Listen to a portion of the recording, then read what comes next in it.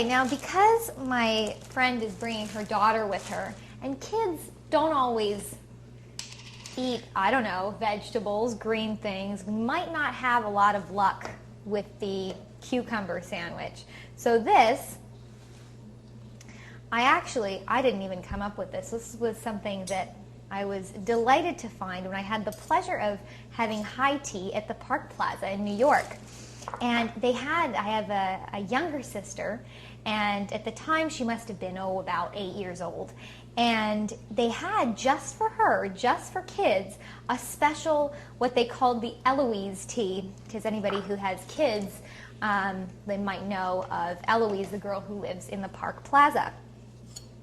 So it was a selection of sandwiches that were particularly kid-friendly. So I thought, I'll use that idea for today, just in case she doesn't want to eat the cucumber sandwiches. So I'm just going to do a very basic peanut butter and banana. Lightly slice that.